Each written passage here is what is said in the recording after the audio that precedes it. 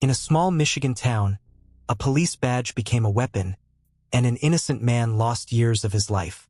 But what began in betrayal and prison would unravel into one of the most unlikely stories of justice and forgiveness you'll ever hear.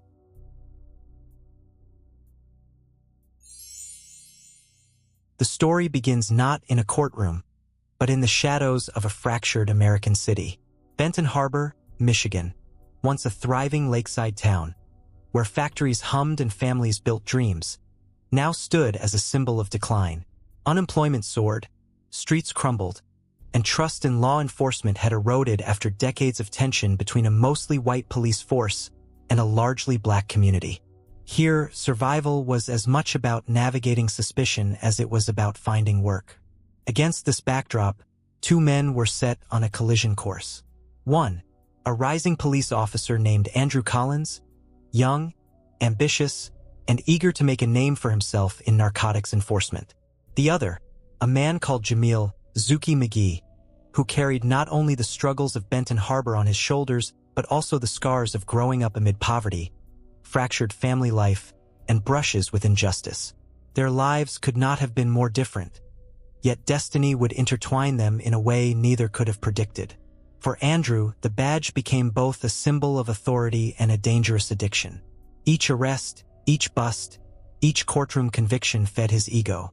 He prided himself on his instincts, claiming he could spot a drug dealer just by the way a man stood on a street corner. And in a city like Benton Harbor, where poverty was often mistaken for guilt, those instincts became weapons. For Jamil, life had always been uphill. He dreamed of running his own business, and for a brief moment, he seemed on the cusp of achieving it. A car wash venture promised independence, a chance to provide for his son. But dreams are fragile when you live in a city where one wrong turn, one wrong association, can cost everything. It was February 2006 when their worlds collided. Jamil was simply trying to prepare for one of the most important days of his life, meeting his baby boy for the first time. He needed groceries, snacks, little things that would show he was ready to be a father. But he didn't have a license. A cousin's acquaintance offered him a ride to the store. Jamil thought nothing of it. A short trip, a few minutes at most. What he didn't know was that Andrew Collins was also out that day, fueled by the hunger to score a major bust.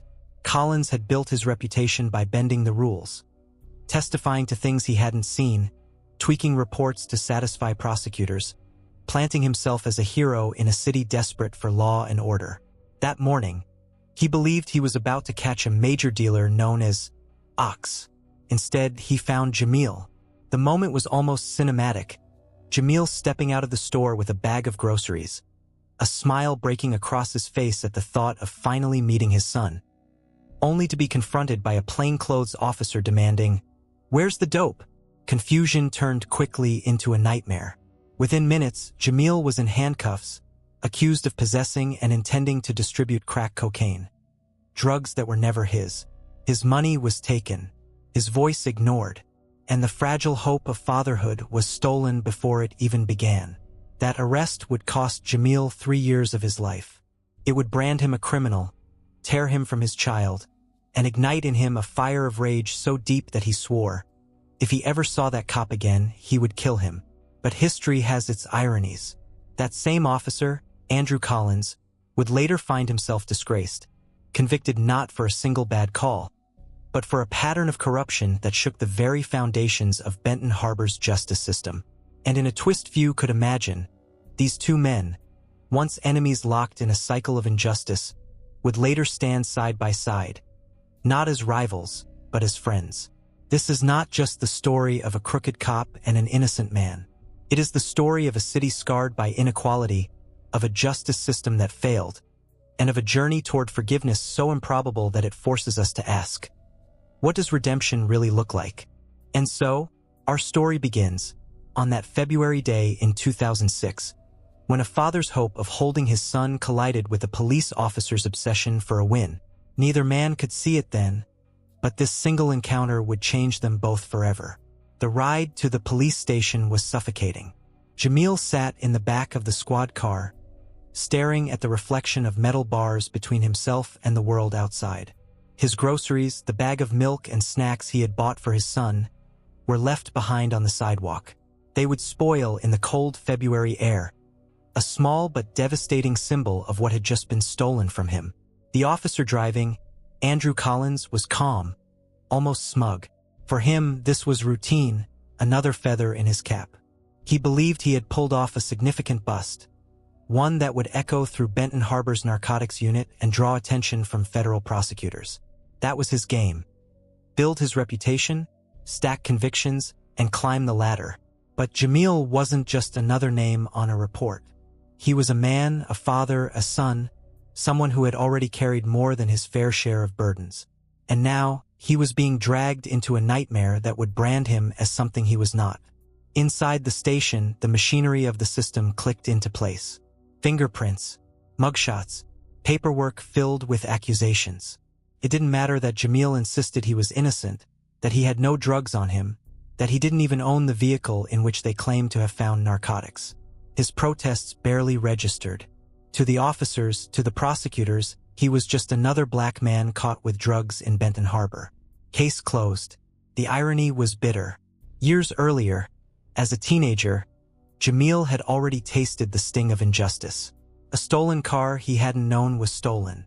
Friends who made choices he hadn't made. A judge who dismissed his pleas and sentenced him as though he were hardened and dangerous. Prison had already taken chunks of his youth. He had fought to build something better, a car wash business, a future with his son. And now, the same story was repeating with devastating consequences. Meanwhile, Collins crafted his narrative. He wrote the report the way he had learned to, not to reflect the truth, but to secure a conviction. He adjusted details, changed names, filled in blanks with assumptions, and cut corners with confidence. Prosecutors didn't mind. They needed airtight cases. Judges rarely questioned the testimony of police officers. And the FBI, eager to pursue bigger fish, leaned on local officers like Collins to deliver arrests they could package into federal indictments. When the report was filed, it told a damning story. Jamil had been caught red-handed, connected to a large rock of crack cocaine, with intent to distribute. It was a story Collins knew would hold in court, especially with the weight of his badge behind it. Truth became malleable. Justice became secondary to winning. But for Jamil, this was no abstract legal battle. It was his life. In his cell, he replayed the day over and over. The ride to the store. The phone he had loaned to a man he barely knew. The groceries he had carried out with a smile. And then the badge, the handcuffs, the words possession with intent to distribute. Each detail cut deeper. He thought about his son, the little boy he hadn't yet met, and the possibility that years would pass before he could hold him. The rage built quickly. It was not just anger at Collins, though his name and face would burn in Jamil's memory. It was anger at the system that had marked him long before that day, the system that saw him as guilty before he even spoke. And as he lay in the silence of his cell, a vow took shape. If he ever crossed paths with that officer again, he would make him pay. While Jamil sat behind bars, Collins celebrated. At roll call, his colleagues slapped him on the back. Prosecutors nodded in approval. He was the golden boy, the officer who delivered big arrests. What no one saw or chose not to see was the foundation of lies beneath his victories. For Benton Harbor, it was just another day, another arrest. But for two men, the trajectory of their lives had been irreversibly altered. One man's ego-driven ambition had stolen another man's freedom. And somewhere, a child would grow up without his father, all because of a lie written on a police report. In the weeks that followed, Jamil prepared for trial, still clinging to the belief that evidence would save him. The surveillance camera outside the store, the inconsistencies in the report, the fact that the drugs weren't his. But what he didn't yet understand was that in a system rigged against him, the truth mattered far less than the story that Collins had already written. And so, the stage was set. A wrongful conviction looming, a crooked cop ascending, and a city too fractured to notice the injustice unfolding in its own backyard. Courtrooms have their own rhythm, slow, methodical, sometimes indifferent. For Jamil McGee, stepping into that space felt like entering a theater where the script had already been written and his role had been decided. Defendant, guilty until proven otherwise. He walked in wearing the standard orange jumpsuit, shackled like a dangerous criminal. To the jury, that image alone carried weight. To them, he didn't look like a young man building a business, dreaming of fatherhood. He looked like the stereotype that so many had been conditioned to expect. Another black man in Benton Harbor caught with drugs. Andrew Collins, by contrast, carried the aura of credibility. He wore a suit. He spoke with authority. He wielded the badge of the Benton Harbor Police Department as if it were a shield against scrutiny. When he testified, he did so with the confidence of someone who knew how to tell a convincing story. The prosecutor leaned on Collins heavily, presenting him as a trusted officer who had caught Jamil in the act. The narrative was airtight, or at least it appeared so. Collins had written the report carefully, smoothing over inconsistencies, framing Jamil as the central figure in the drug deal. And with the prosecutor guiding the jury, the case looked strong. Jamil's defense attorney fought back, but the tools were limited. Evidence that could have cleared him, like the store's surveillance footage, somehow never made it into consideration. Witnesses who could have contradicted the police report were dismissed or discredited. And when it came down to his word against that of a police officer, the jury was always going to believe the badge. The verdict came quickly. Guilty. Possession with intent to distribute. The words echoed in Jamil's ears like a sentence not just against him, but against every dream he had carried into that courtroom. The gavel came down, and with it, the door to his future seemed to slam shut. When the judge pronounced the sentence, Jamil barely heard it. Years, 3 long years. Time that would be stolen from him. Time that could never be returned. His son would grow up without him. His car wash dream would vanish. His name would forever be marked by a conviction that wasn't his to bear. For Collins, the case was another success story. Another tally mark on the board. Another step toward recognition and advancement. In his world, it didn't matter whether Jamil was truly guilty. What mattered was the appearance of guilt, the numbers that prosecutors could point to, the headlines that suggested Benton Harbor's drug problem was being handled. But beneath the surface, cracks were forming. Collins had built his career on lies. Small manipulations at first, later outright fabrications. He believed he was doing what needed to be done, but each false report, each planted narrative, chipped away at the foundation of justice. And while the system cheered his results, corruption was seeping deeper into every corner of his work. For Jamil, prison was both punishment and crucible. The walls closed in, but his anger burned brighter. He thought of his son every day. He thought of the officer who had stolen his freedom, and the vow he had made, to kill Collins if he ever saw him again, hardened into something cold and unshakable. But prison also had its paradoxes. In the silence of his cell, in the chapel services held behind bars, Jamil found moments of reflection. He wrestled with faith, with the teachings he had half ignored as a child, with the possibility that there could still be meaning in the middle of his suffering. Rage and hope battled inside him daily, each vying for control. The years dragged on. Outside, Collins continued to climb, his reputation as a narcotics officer growing stronger. Inside, Jamil counted days, each one stolen by a lie. It seemed impossible then, but one day, their stories would collide again. Not in a courtroom, not on a street corner, but in a way that neither man could have foreseen. A cop and the man he wrongfully put away, standing face to face, with nothing but truth and forgiveness between them. But before that day could come, the system itself would have to reckon with Andrew Collins's corruption.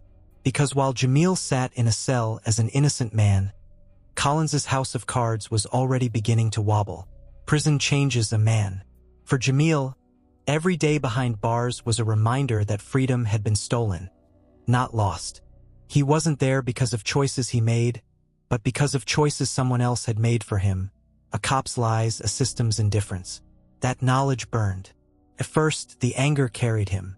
It gave him energy, sharpened his senses, kept him on guard. He learned quickly how to survive in prison. Keep your head up, don't show weakness, don't let anger spill into foolish fights that could earn more time. But beneath the survival instincts, a storm raged. He thought constantly about his son. The boy was out there, growing up without him, learning to walk, learning to talk, living years of milestones that Jamil could only imagine. He had missed his first birthday, his first words, his first everything. That loss was heavier than any chain. And then there was the vow, the promise he had whispered to himself. If I ever see that cop again, I'll kill him.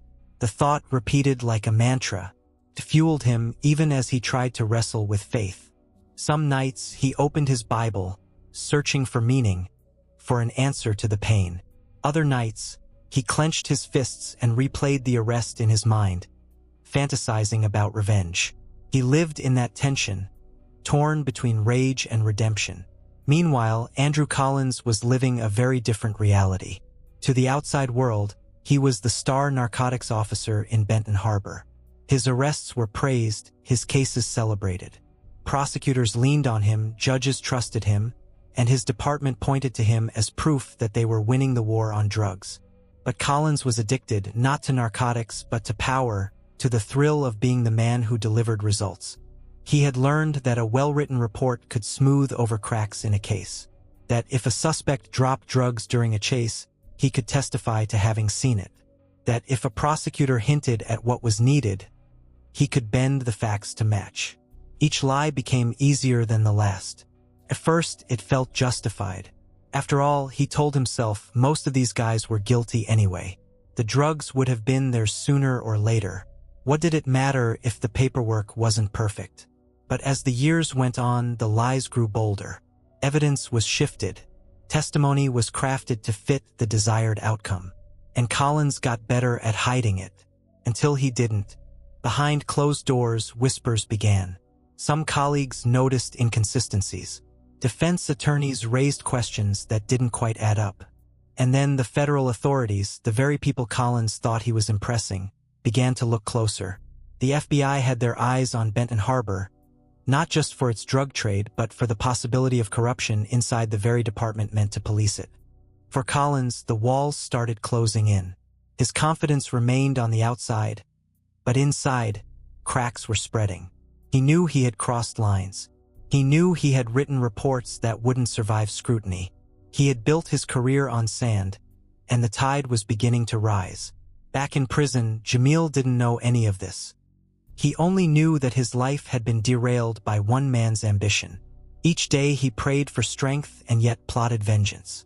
Each day he told himself he was surviving for his son, even as bitterness gnawed at him. 2 men. One behind bars for a crime he didn't commit. One in uniform, hiding behind lies. Both caught in cycles they couldn't escape. And yet, fate was moving them toward a reckoning. Because eventually, the truth has a way of clawing its way to the surface. And when it did, it wouldn't just expose Andrew Collins. It would shake the very foundation of Benton Harbor's justice system. The collapse of a man's life doesn't always begin with a bang. Sometimes it starts with a whisper. For Andrew Collins, the whispers came from places he thought he had secured. Colleagues who noticed details that didn't align, prosecutors who wondered why his cases were always so neatly packaged, defense attorneys who pushed just a little harder on cross-examination. At first, Collins brushed it off. He was confident. He had survived years of bending the truth without consequence. He believed he was untouchable. After all, he was the officer everyone trusted, the one who delivered results when others came up short. But behind the scenes, the FBI had questions. They had been watching Benton Harbor for some time, not just the drug trade, but the patterns inside its police department. Reports kept surfacing about misconduct, racial profiling, and questionable arrests. And one officer's name kept appearing at the center of the stories: Andrew Collins. The investigation began quietly. Files were reviewed. Reports were compared. Evidence chains were scrutinized. And the more they looked, the more inconsistencies they found. Dates that didn't match.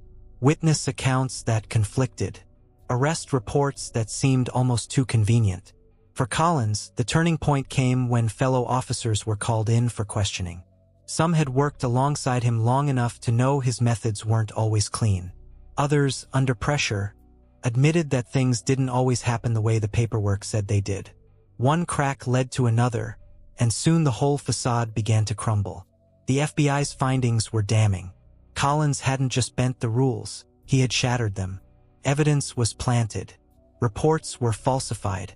Testimony was fabricated. Entire convictions rested on lies. The very badge he wore, the one meant to protect and serve, had become a weapon of deceit. When federal agents confronted him, the weight of it all hit at once. His career was over, his reputation destroyed, and now he was the one facing charges, not the men he had arrested but himself. The courtroom that once applauded him as a star witness now stood as his judgment hall. Reporters filled the benches. Former colleagues looked on with a mix of disbelief and vindication. And in a twist of irony, Andrew Collins found himself on the other side of the justice system. The accused, the disgraced, the fallen. The sentence was swift. Prison time. Not decades, not the kind of sentence he had helped secure for others, but long enough to strip him of the life he had built. Long enough to leave him with nothing but the consequences of his actions. As the cell door clanged shut behind him, Collins felt the weight of his choices in a way he never had before. Nobody. No authority. No crowd to cheer his victories. Just silence, walls, and the knowledge that he had traded truth for ambition and lost. Back in Benton Harbor, the news spread quickly. To many residents, it was validation of what they had always believed. The system was rigged, the cops couldn't be trusted, and justice was a game played by those in power. To others, it was just another headline in a city too familiar with disappointment. But to one man, sitting in his own cell, it was something else entirely. Jamil McGee heard about Collins's downfall and felt a jolt of recognition. The cop who had stolen his life was now behind bars himself. For a moment, it felt like vindication, like the universe had finally tilted back toward justice. And yet, even as Jamil processed the news, the rage inside him didn't vanish. Because the truth was, Collins's prison sentence couldn't return the years he had lost. It couldn't give him back the first steps of his son, the laughter of milestones missed, the dreams of a business destroyed. Two men now both prisoners. One guilty of crimes committed in uniform. One innocent trapped by those very crimes. Their stories had run parallel, shaped by lies and injustice. And soon, those parallel lines would converge in a way neither man could have imagined. Freedom. The word had echoed in Jamil's mind for years, a promise he clung to through the long nights in prison. But when the gates finally opened and he stepped back into the world, it didn't feel like freedom at all. The air was fresher, yes, the sky wider, but everything else carried the invisible weight of his conviction. On paper, he was still a felon, branded, marked, limited. Employers saw the record before they saw the man. Neighbors whispered. Old friends kept their distance. Prison had followed him home, clinging to him like a shadow. He returned to Benton Harbor with nothing. The car-wash dream had evaporated. His savings were gone. His name carried a stain that no explanation could wash away. And most painfully, his son had grown up without him. The boy was no longer the toddler Jamil had imagined meeting. He was older now, with years of memories Jamil hadn't been part of. Trying to reconnect was like trying to bridge an ocean. Everywhere he turned, he saw reminders of what had been stolen. Jobs were scarce. Trust was scarce. Hope was scarce. For a while, bitterness became his constant companion. He replayed the vow he had made in prison. If I ever see that cop again, I'll kill him. The thought burned hotter now that Collins himself had fallen. It wasn't enough that the man was in prison too. Jamil wanted him to feel the same emptiness, the same hollow ache of years lost. But even as anger threatened to consume him, small flickers of something else broke through. Faith had never fully left him. The scriptures he had clung to in prison still whispered in his heart, even when he tried to ignore them. Verses about forgiveness, about mercy, about leaving vengeance in God's hands. He hated those verses, and yet, they refused to leave him alone. Life outside was a constant tug-of-war. One day, he would rage against the injustice, ready to explode. The next, he would kneel in quiet prayer, asking for the strength to endure. He didn't know which side of him would win. Meanwhile, Andrew Collins was living his own version of that struggle behind bars. Stripped of the badge, stripped of the respect he once commanded, He now knew what it was to be caged. He too wrestled with shame, regret, and a gnawing emptiness. But unlike Jamil, Collins had chosen his path. The lies, the corruption, the pride, all of it had been his decision. And now he had no choice but to face it. For years, the two men lived separate lives of brokenness, each trying to find a way forward. They didn't know it yet, but the city that had torn them apart would one day bring them back together. Their meeting wouldn't happen in a courtroom or a prison yard, but in the most unlikely of places, a church park event filled with laughter, music, and children. That day was still ahead. For now, Jamil carried the heavy burden of rebuilding a life from ashes, while Collins grappled with the ruins of his own downfall. Both men were at rock bottom, and sometimes it's only at rock bottom that the ground is finally solid enough to start building something new. The summer air in Benton Harbor was heavy, filled with the sounds of children laughing and the steady thump of bass from speakers set up in Broadway Park. It was a community gathering, hoops, hot dogs, and hip-hop. A church-sponsored event meant to bring life and joy to a city that had seen far too much pain. Families lined up for food. Kids dribbled basketballs on cracked pavement. Music pulsed through the crowd, mixing with the smell of grilled hot dogs and the faint sweetness of cotton candy. Felt, for once, like a celebration. But in the middle of it all, a storm was brewing.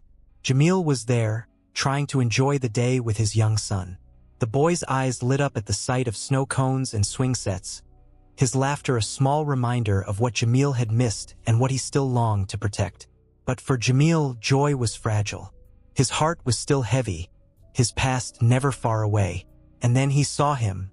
Across the park, moving through the crowd, was a face he could never forget: Andrew Collins. The man who had stolen 3 years of his life. The cop who had branded him a criminal. The reason he had missed his son's first steps, first words, first everything. The sight was like a spark dropped onto dry timber. Rage flared instantly. His jaw tightened, his fists clenched. He began to walk. Not slowly, not casually, but with purpose. The crowd seemed to sense it, parting instinctively as he pushed forward. His son trailed behind, struggling to keep up.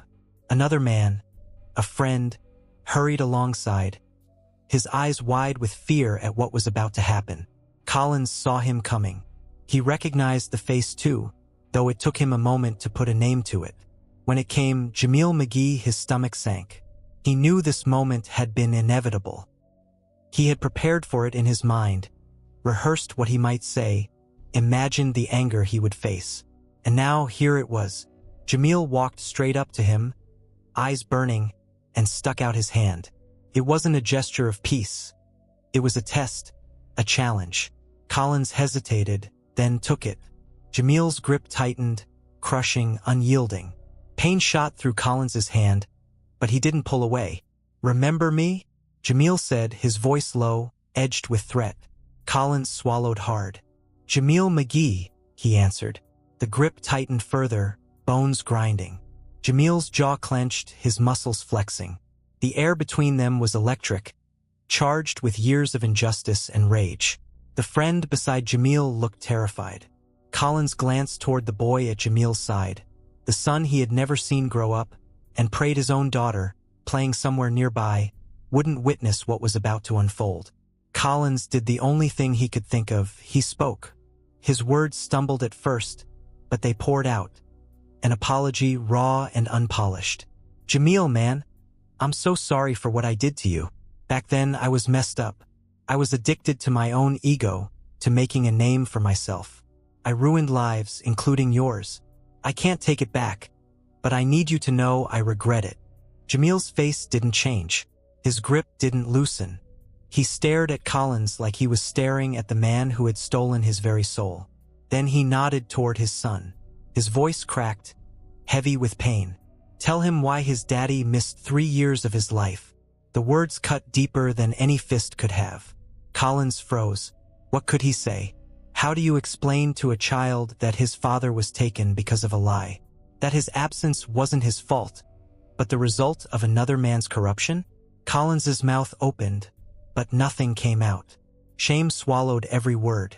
In that moment, Collins felt smaller than he ever had before. He wanted to vanish, to run, to escape the judgment burning in Jamil's eyes. But he stayed. He stood in the fire, knowing he deserved every ounce of the man's anger.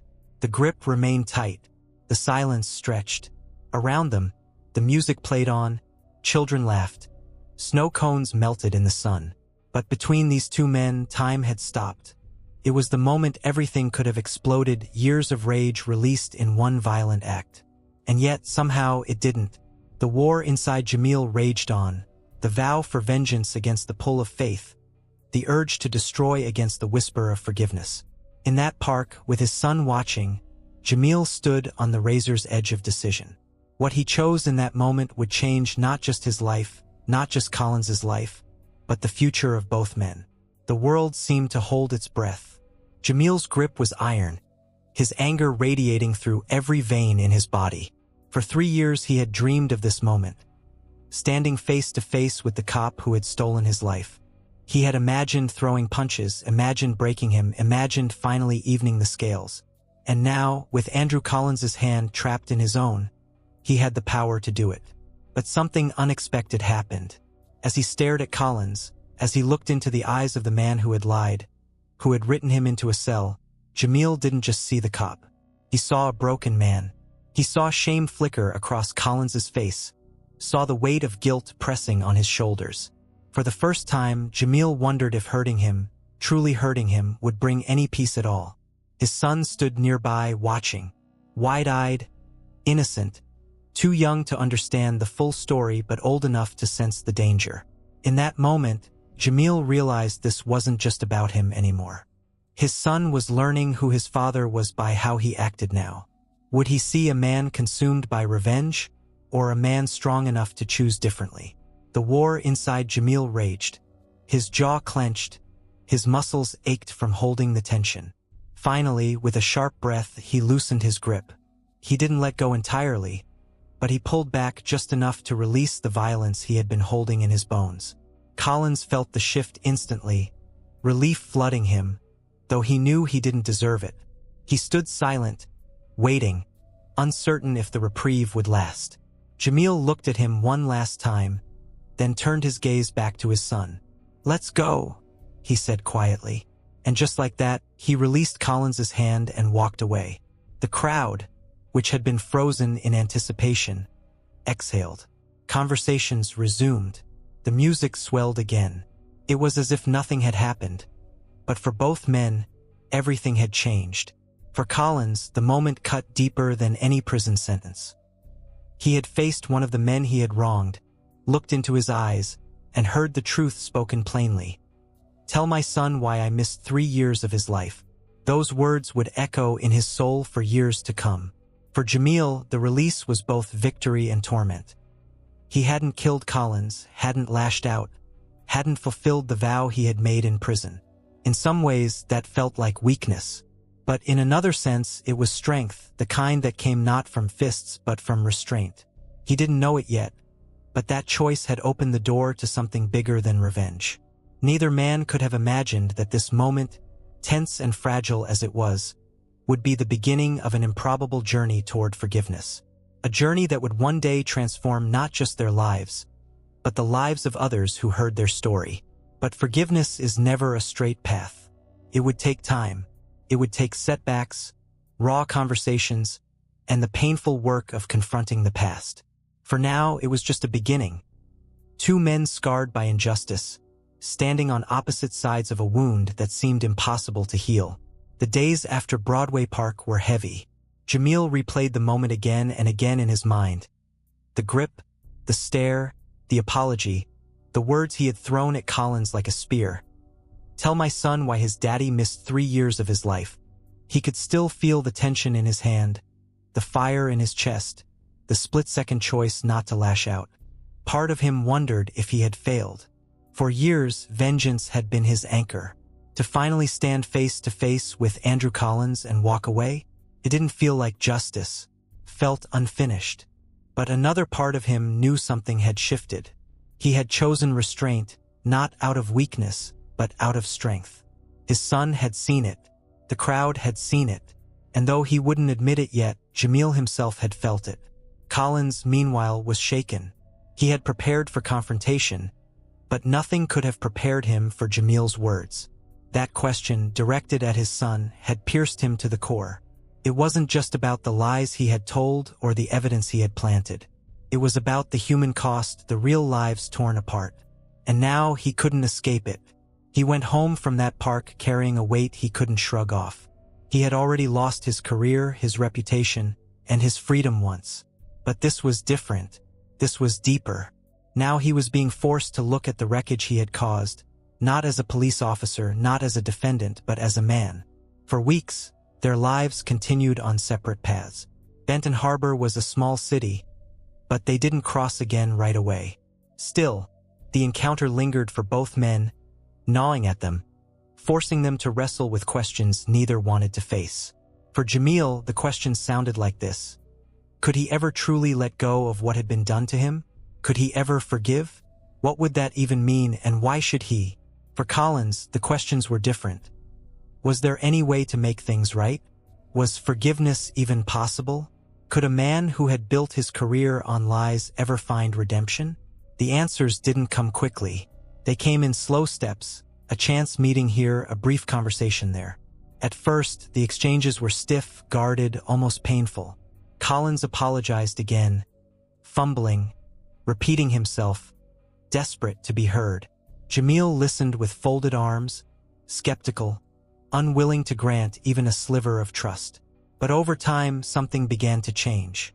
Collins stopped trying to defend himself. He stopped explaining, stopped making excuses. He began to own his wrongdoing fully and without condition. He said the words plainly, "I was wrong.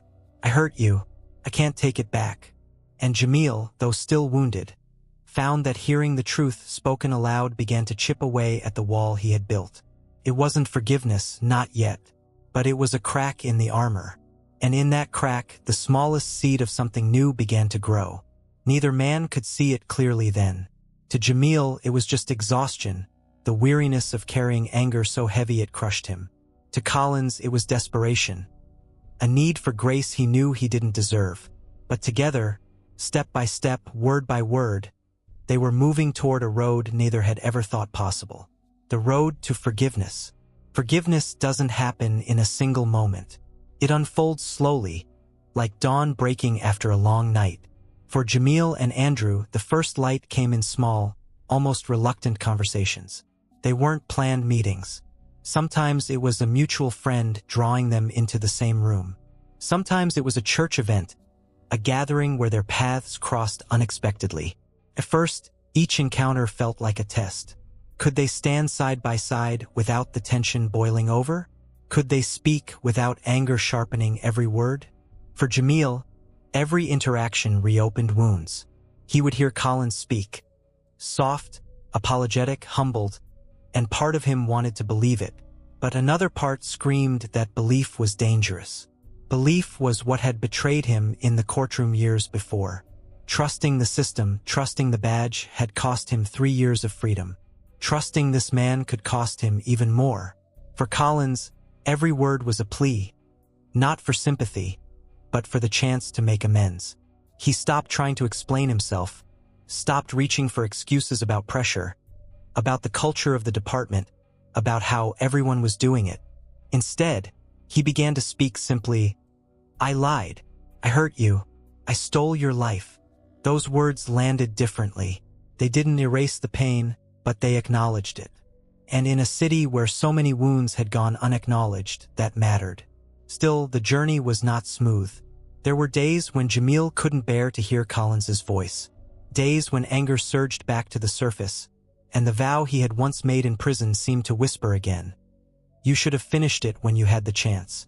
And there were days when Collins wondered if this was hopeless, if forgiveness was too much to ask, if some wounds were simply too deep to heal. But then there were moments, fragile, fleeting, when something shifted. One came when Collins admitted, with tears in his eyes, that his own daughter had suffered because of his choices. "I missed 1.5 years of her life," he said quietly, "and it was my fault." For Jamil, the comparison stung. 3 years of his son's life had been stolen, and not by his own doing, but by Collins's lies. Yet, for the first time, he saw Collins not as the untouchable cop, but as a father who had also lost something precious. It wasn't the same, not even close, but it was a point of connection, a reminder that they were both men, both fathers, both broken in different ways. Another moment came when Jamil admitted his own struggle, not just with anger, but with the weight of carrying it. "Hating you," he said one day, "is like drinking poison and waiting for you to die." The words surprised even him. They had been buried in his chest for years, festering. Speaking them aloud was both confession and release. Collins didn't respond with defense. He didn't argue. He simply nodded, tears slipping down his face, because he knew it was true. These were not easy conversations. They were raw, jagged, filled with long silences and sharp edges. But they were real, and in their honesty, something new began to grow. Not trust yet, not reconciliation, but the faintest outline of a bridge being built across the chasm. In Benton Harbor, people began to notice. Two men who should have been enemies, who had every reason to despise each other, were beginning to stand in the same spaces, sometimes even speaking together. At first, whispers spread, disbelief, skepticism, even mockery. But as time went on, those whispers turned into curiosity. Could it be true? Could forgiveness really happen here, in a city where bitterness and division had reigned for so long? The answer was still far away. Forgiveness was not yet complete, but the journey had begun. And sometimes, beginning is the hardest step of all. At first, their conversations stayed private. Cautious exchanges, tentative moments where wounds were revisited and apologies repeated. But word has a way of traveling in a small city like Benton Harbor. People began to notice. Whispers spread. Jamil McGee and Andrew Collins, in the same room, talking? The idea sounded impossible. To many, it sounded wrong. Why should an innocent man give the crooked cop who stole his freedom even a moment of his time? Why should he let himself be seen near him, much less speaking with him? Jamil wrestled with those questions himself. Friends warned him not to trust it. Family shook their heads. Some said forgiveness was weakness, that it let Collins off too easy. And deep down, Jamil understood. Forgiving didn't erase the prison years. It didn't bring back the birthdays he'd missed with his son. It didn't erase the pain of walking out of prison with nothing. But something in him knew that holding on to the rage was killing him slowly. Every time he clenched his fists at the thought of Collins, every time the vow for vengeance replayed in his head, it chained him all over again. Forgiveness wasn't about letting Collins off the hook. It was about letting himself go free.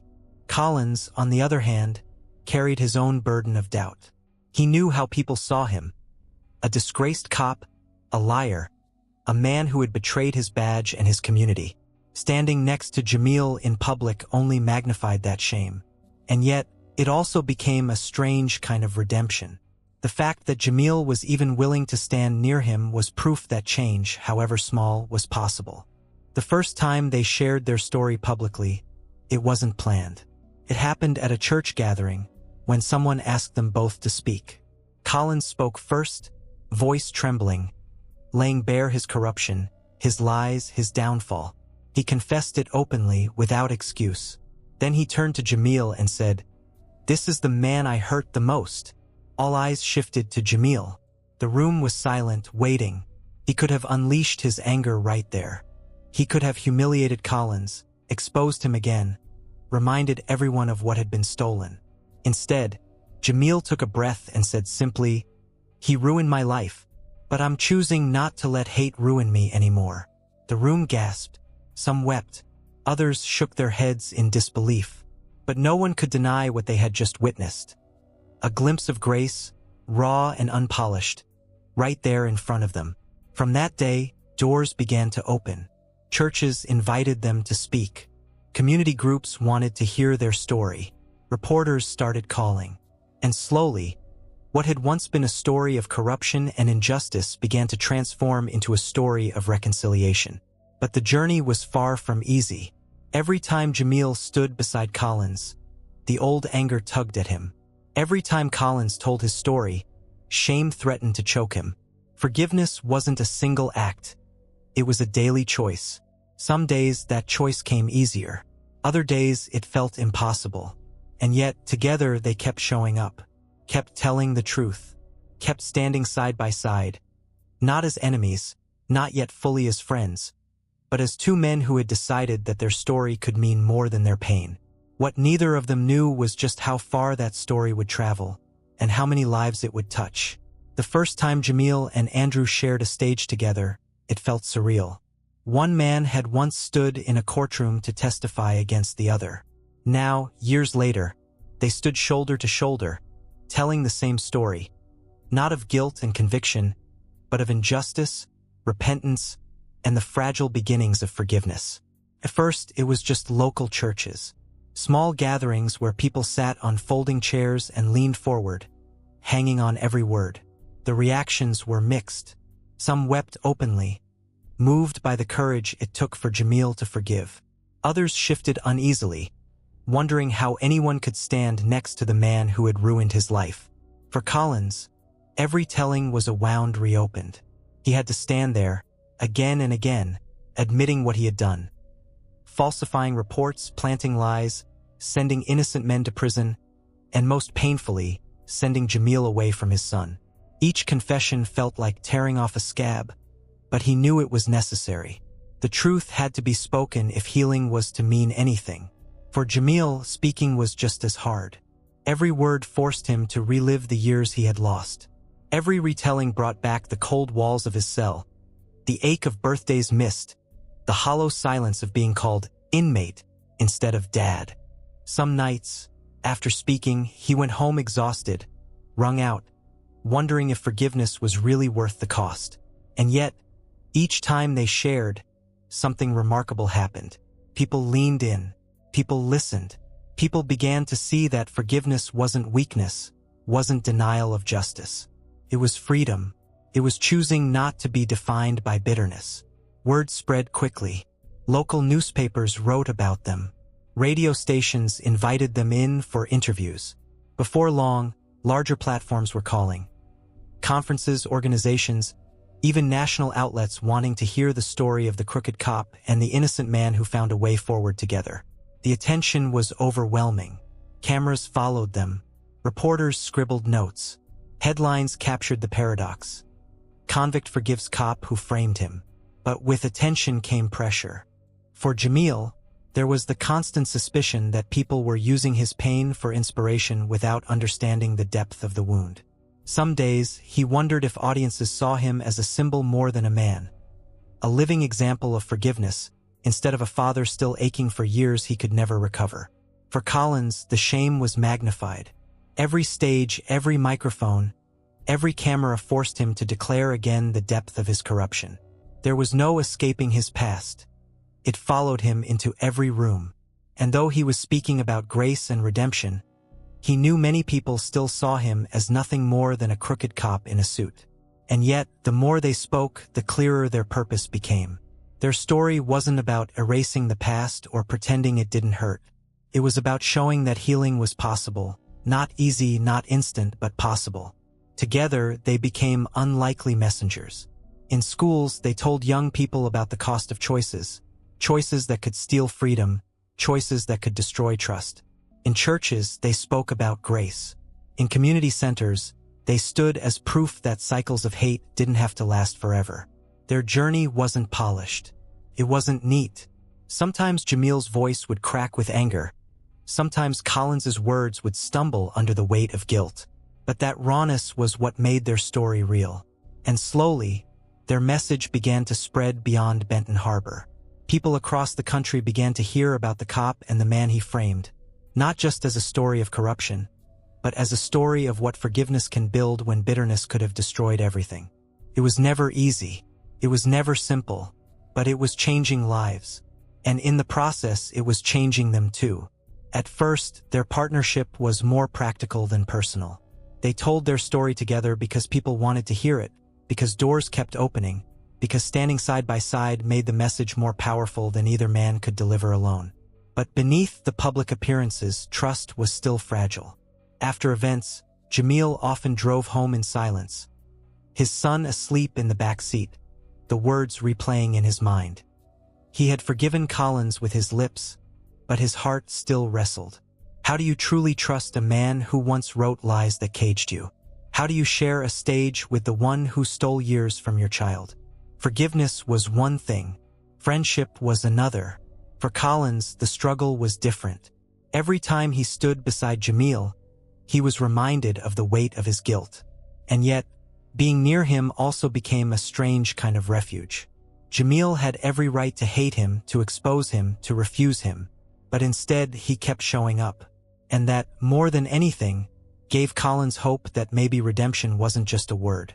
It was small things that began to shift their relationship. A quiet conversation on a long drive to a speaking event. A shared meal afterward, laughter breaking through unexpectedly. Jamil's son calling Collins Mr. Andrew one afternoon, without fear, without hesitation. The first time Jamil invited Collins into his home, it was awkward. The walls still held the memories of absence, the years of emptiness when Jamil should have been there but wasn't. And now, the man responsible for that absence was sitting at his table. But as they talked, something softened. Collins asked about Jamil's son, not as a stage story, but with genuine interest. He listened as Jamil shared his hopes, his struggles, his fears, and Jamil began to see something he hadn't expected. Collins wasn't just sorry, he was different. The arrogance that once fueled him as a cop was gone. The addiction to power, the swagger of authority, had been stripped away. What sat across from him now was a humbled man, broken, but trying to rebuild. Trust didn't happen overnight, came piece by piece. Collins showed up when he said he would. He kept his word. He didn't shy away from hard conversations. Slowly, Jamil's guarded stance began to ease. One evening, after another long day of speaking, the two men sat outside, the night air cool and quiet. For the first time, Collins called Jamil not man or brother, but by his full name, with respect. "Jamil," he said, voice steady, "you have every reason to hate me, every reason to never sit here with me. But the fact that you do, that you let me be here, that's grace. And I'll never stop being grateful for it." Jamil didn't respond right away. He stared off into the distance, his thoughts heavy. Finally, he said quietly, "I'm not doing it for you. I'm doing it for me, for my boy, for God. But maybe that's enough." It wasn't friendship yet, not fully. But it was something stronger than tolerance, something deeper than cooperation. It was the beginnings of brotherhood, born not out of shared success, but out of shared brokenness. And over time, that bond would grow, not just into forgiveness, but into a friendship that neither man could have imagined the day they first locked eyes across Broadway Park. Friendship isn't forged in the easy moments. It's tested in the valleys, in the setbacks, the doubts, the days when old wounds whisper again. For Jamil and Andrew, those whispers never fully went away. There were still mornings when Jamil woke up angry, memories of prison flashing across his mind. He'd see the face of the judge, hear the sound of the cell door slamming shut, and feel bitterness rising like bile. Forgiveness, he learned, was a decision he had to make again and again. Some days it was easier, other days it felt impossible. And there were still nights when Collins lay awake, haunted by the faces of men he had framed, by the families he had broken apart, by the hollow sound of his own daughter's voice asking why he hadn't been there. Even as he stood on stages proclaiming redemption, shame followed him home like a shadow. Yet in those valleys they found each other. One day, Jamil received devastating news. His son had been caught up in trouble at school. The boy, carrying the weight of a fractured childhood, lashed out in anger. For Jamil, it felt like history repeating itself, the system circling again, threatening to pull another McGee into its grip. Overwhelmed, he called the one person he never would have imagined turning to, Andrew Collins. Collins didn't hesitate. He showed up, sat with Jamil, and listened. He didn't offer easy answers, didn't pretend to know the pain of watching his son stumble. But he stayed. And sometimes, presence is the greatest gift a friend can give. Another time, Collins's past came crashing back. A news article resurfaced, detailing his corruption, painting him again as the disgraced officer who had betrayed his badge. Online comments piled up with venom. Crooked cop. Can't change. Once a liar, always a liar. He felt the shame pressing in, threatening to suffocate him. It was Jamil who called that night. His voice was steady, almost stern. Don't you dare give up. You messed up, yeah, but you're not the same man you were. Don't let their words make you forget that. The irony wasn't lost on either of them. The man once framed was now defending the man who framed him. But that's how forgiveness works. It doesn't just free the victim, it frees the offender too. Their bond deepened through shared struggle, but also through shared joy. They began spending time not just on stages or in interviews, but in life. Cookouts, family gatherings, basketball games in the park. Jamil's son grew comfortable around Collins. Collins's daughter began to call Jamil Uncle Jamil. Slowly, what had begun as an unlikely partnership began to feel like family. Not everyone understood. Some in Benton Harbor still looked at them with suspicion. Some said Jamil had betrayed his community by forgiving too easily. Others said Collins was using forgiveness to polish his image. But the two men pressed on, knowing their story wasn't about pleasing everyone. It was about walking in the freedom they had found. One evening, after speaking at a packed auditorium, they sat backstage together, exhausted. Collins looked at Jamil and said, "I don't deserve this friendship." Jamil shook his head. "Neither do I. That's the point. Forgiveness isn't about what we deserve. It's about what we choose." And with that, the crooked cop and the innocent man, once enemies locked on opposite sides of injustice, found themselves bound together by something far stronger than hate. Grace, grit, and the choice to walk as brothers. By now, Benton Harbor knew their story. The city had watched the arc unfold, from betrayal to confrontation to the fragile beginnings of reconciliation. But beyond Michigan, the world was beginning to take notice. It started with a regional newspaper picking up their story. The headline was bold: "Framed Man Forgives Crooked Cop." The piece spread quickly online, shared across social media, stirring both awe and outrage. Some readers called it a miracle. Others dismissed it as naive. But no one ignored it. Soon after, a television crew arrived. Cameras rolled as Jamil and Andrew sat side by side, recounting the lies, the prison years, the confrontation in Broadway Park, and the slow climb toward forgiveness. For Collins, the exposure was excruciating. Every broadcast meant confessing again, in front of strangers, the darkest chapters of his life. For Jamil, it meant reopening wounds, laying bare his pain for audiences who would never fully grasp the depth of it. But the impact was undeniable. Letters began arriving. Strangers wrote to say that hearing their story had given them courage to forgive, to let go, to believe that change was possible. Families estranged for decades found hope. Fathers reconciled with children. Addicts sought recovery. Their story resonated because it was real, unpolished, raw, still marked by scars. Soon, invitations poured in from across the country. Conferences, schools, prisons, churches, community centers. Some events were small, held in gymnasiums with squeaky bleachers. Others were massive, auditoriums filled with thousands of people waiting to hear how forgiveness could transform enemies into brothers. Traveling together, they discovered something unexpected. They enjoyed each other's company. Long car rides turned into hours of conversation about faith, about family, about sports, about life. They laughed together, argued like brothers, teased each other relentlessly. What had begun as necessity now felt like friendship in its purest form. The national spotlight also brought challenges. Not everyone celebrated their story. Some accused Collins of exploiting forgiveness to rebuild his image. Others accused Jamil of betraying justice by forgiving too quickly. The criticism stung, but it also forced them to dig deeper into their why. And their why was simple: to show the world that forgiveness doesn't erase pain, it transforms it. In one of their most powerful moments, they were invited to speak inside a prison. As Collins stood before rows of men in orange jumpsuits, he admitted the truth.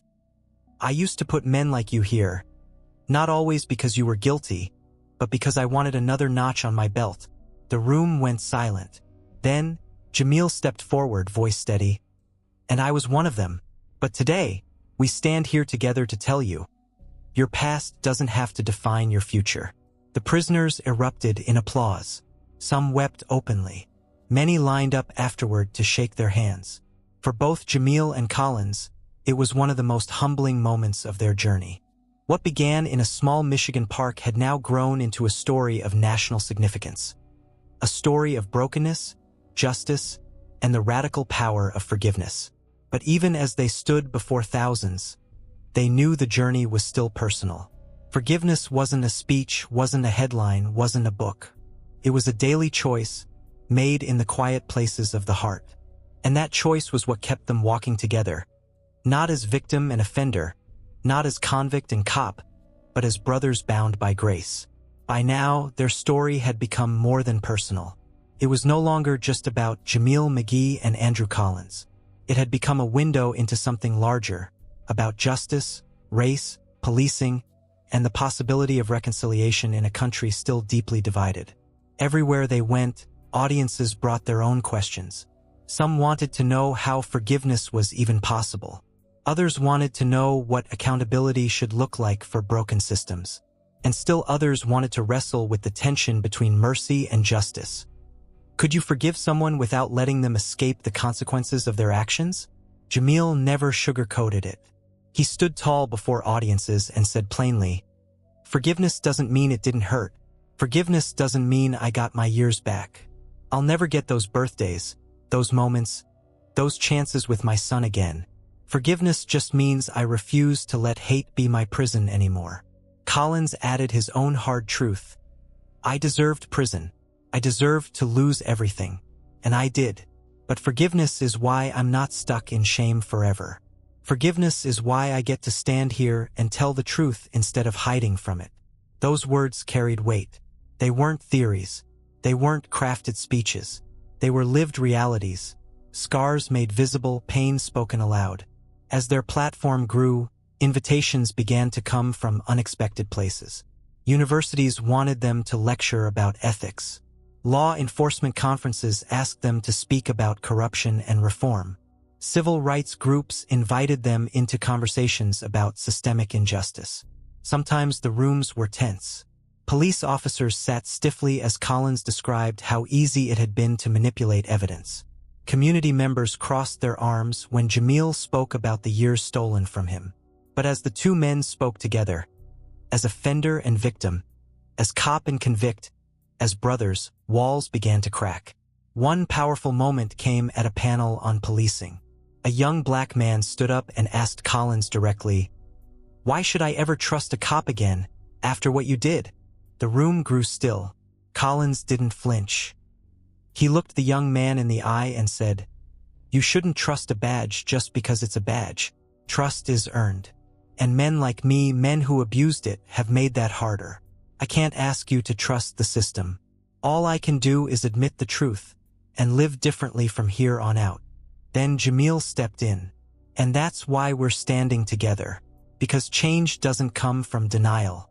It comes from confession, from truth, from real accountability." The exchange didn't solve everything, but it opened dialogue that had been locked tight for years.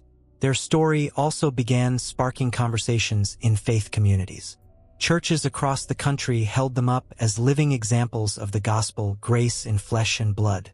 But Jamil was careful to remind people that forgiveness wasn't a magic wand. "It took me years," he said. "It wasn't one prayer, one sermon, one moment. It was a fight in my heart every day. Don't think forgiveness means you just forget. It means you choose to let God carry what you can't."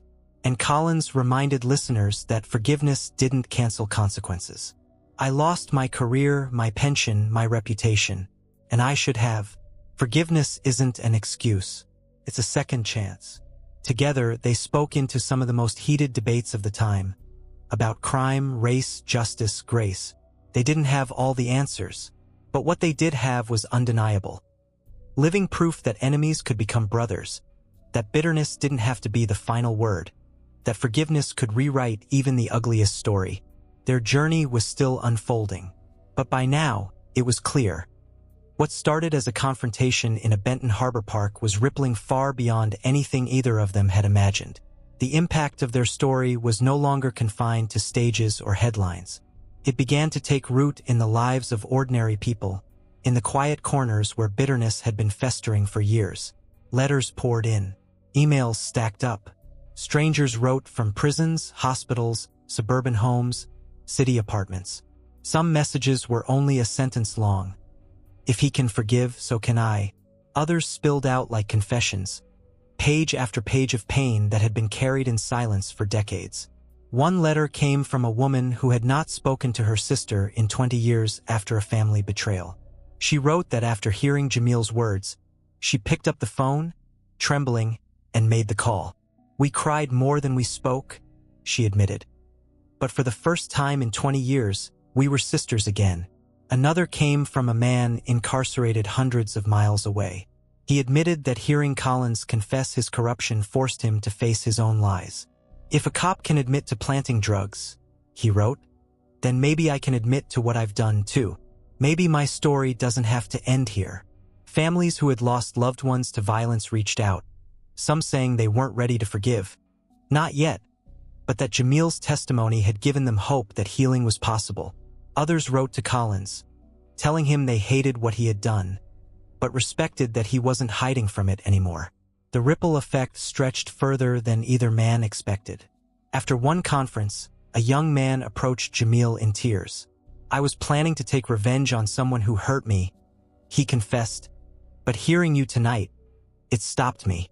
I don't want to throw away my life for hate." Moments like these reminded them why they kept going, why they told their story even when it cost them emotionally. Forgiveness was never about erasing the past. It was about preventing pain from multiplying. Still, the road was not without challenges. Both men found themselves pulled in opposite directions. Jamil, between the demand to keep sharing and the need to focus on rebuilding his own family. Collins, between the weight of public shame and the calling to keep telling the truth. There were nights when they both wanted to quit. Nights when the speaking tours felt like opening wounds for the benefit of others. Nights when they questioned whether the cost was too high. But then the messages would come. A mother reconciled with her estranged son. A father restored to his children. A community beginning to heal from decades of mistrust. And they would remember, this was bigger than them. The power of forgiveness was not just changing their lives. It was changing lives everywhere their story was heard. And as the ripples spread wider, both men began to realize something profound. Their story wasn't about two individuals anymore. It had become a testimony to what was possible when grace interrupts cycles of hate. It was a movement, fragile, imperfect, but real. The idea of writing a book didn't come overnight. For a long time, both men resisted it.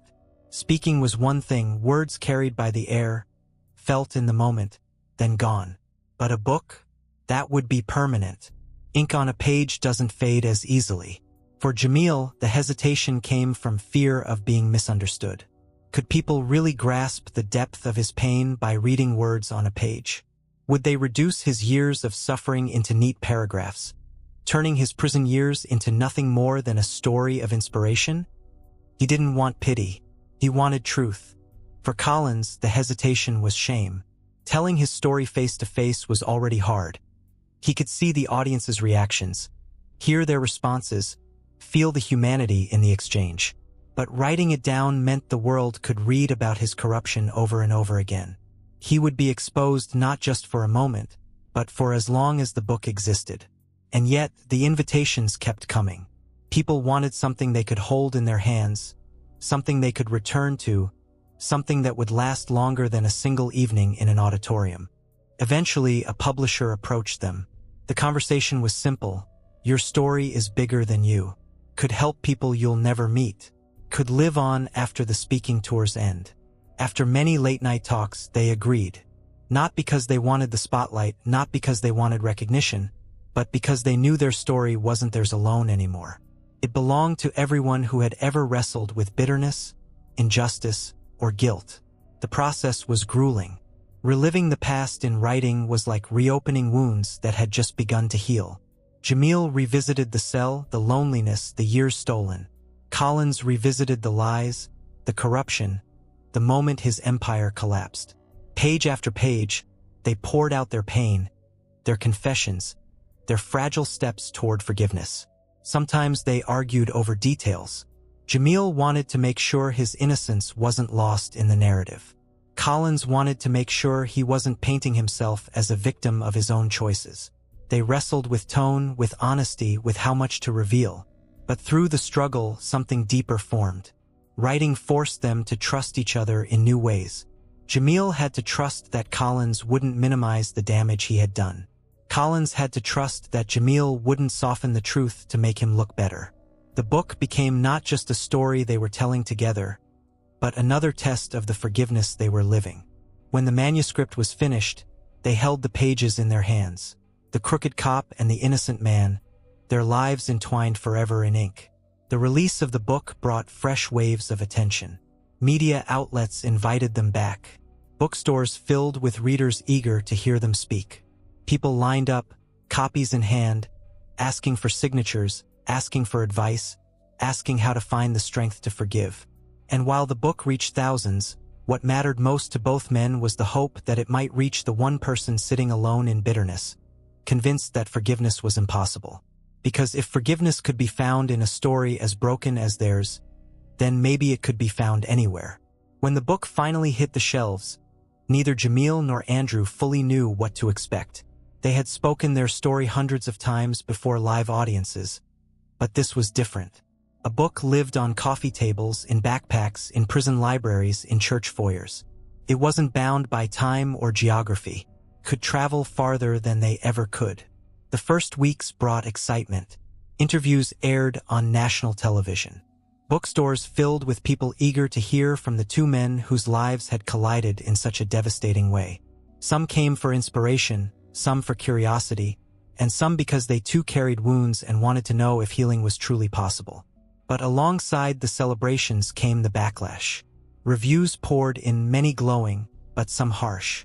Critics accused them of turning tragedy into profit. Others said forgiveness without systemic reform was hollow. Some called Jamil a fool for forgiving too easily. Others dismissed Collins as a man still running from the full weight of justice. The criticism stung. Jamil had feared this exact thing, that strangers who had never lived his pain would judge his choices. He knew forgiveness didn't make sense to everyone. But still, reading those words reopened old insecurities. Was he really free, or had he let Collins off too lightly? Collins felt the sting too. Each negative review was a reminder that his past would never be erased. No matter how many times he told his story, no matter how sincerely he confessed, some would always see him as the dirty cop who framed an innocent man. And in a way, he knew they weren't wrong. That man would always be part of his history.